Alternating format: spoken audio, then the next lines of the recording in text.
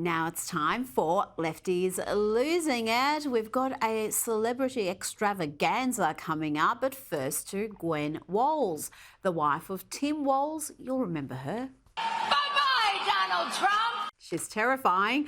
Well, listen to her here order people to take 3 friends with them to the polling booth. I need you to take yourself and 3 friends to the ballot box and make your voice heard. You have to vote.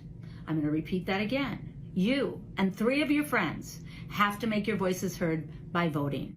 Okay, I'm just grateful that she stopped turning the page and stopped singing. We will all stand up and cheer. To the other team we'll never yield, and we won't forget we're here. We will fight for victory. Weird, just weird. And if you want to know just how weird this couple is on this Columbus Day, let's take a look at what Governor Tim Walls said back in 2020 when far-left activists tore down a statue of Columbus.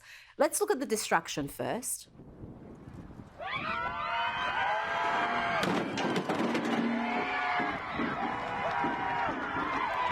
This is how Governor Walls reacted. Not condemnation, not even mild criticism, but he defended the leftist extremists destroying monuments. He said they had legitimate concerns about a genocidal monument. It was an act of civil disobedience that we need to make sure people feel that there is a proper outlet to address what are legitimate concerns around what they view as a genocidal monument that they have to walk to in their democracy. You want this character anywhere near the White House? Are you nuts?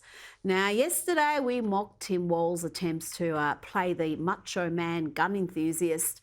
That whole thing was frankly beyond parody, but Kamala's antics are being parodied on Saturday Night Live. Here she is playing Family Feud. Okay, 100 people surveyed, top 6 answers on the board. Name something that you keep in your glove compartment. Oh, VP Harris.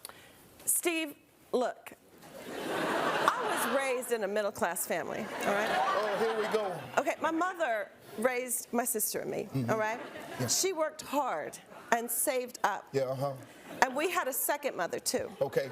Did that mother have a glove compartment? A small business owner named Miss Shelton. Okay, we got that. Something that you keep in your glove compartment.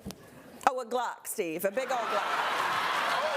Now, you know the Democrats are getting desperate when they pull out the celebrity card. Last week, we brought you vision of Bruce Springsteen embarrassing himself with publicly airing his TDS symptoms, Trump Derangement Syndrome symptoms. It was unedifying. And I regret to inform you that Jon Bon Jovi is also similarly afflicted, and even worse, he has written a song about it all. He tweeted that he is voting for Harris and Walls, and this is the aforementioned song. Brace yourself, the cringe is extreme.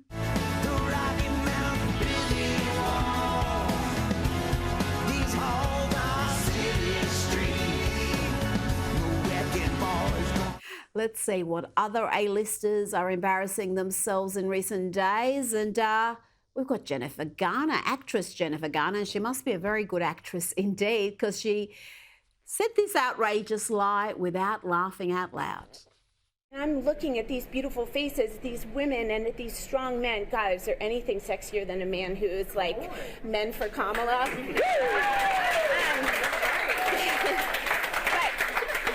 You are the front line of this battle, for lack of a better word. Is there anything sexier than men for Kamala? Yes, everything is sexier than dudes for Kamala. Are you kidding me? Now, let's get more daft celebrity endorsements delivered in cringe fashion. Here is Kerry Washington, along with John Legend and his wife, Chrissy Teigen. That's the model who was exposed for sending the most vile trolling comments to teenagers, including telling one to kill herself. Happily, those episodes are well behind her. Now she's producing content like this. I honestly, genuinely, fully, 100% sincerely believe that this is going to change people's lives. And what is Michigan Governor Gretchen Whitmer up to these days?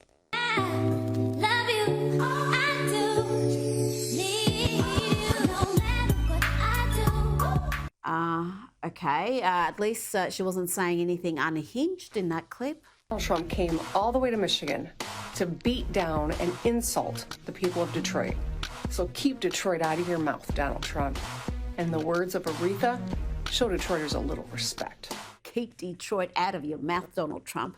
Dear me. Now, this is a masterclass in how to handle the Democrats' propaganda arm, the leftist losing it activists in the media. Here is J.D. Vance on ABC. The incidents were limited to a handful of apartment complexes, and the mayor said our dedicated police officers have acted on those concerns. A handful of problems. Only, Martha, do you hear yourself? Only a handful of apartment complexes in America were taken over by Venezuelan gangs, and Donald Trump is the problem and not Kamala Harris's open border? Americans are so fed up with what's going on, and they have every right to be. And I really find this exchange, Martha, sort of interesting because you seem to be more focused with nitpicking everything that Donald Trump has said rather than acknowledging that apartment complexes in the United States of America are being taken over by violent gangs. Yeah, just a few apartment complexes, nothing to worry about.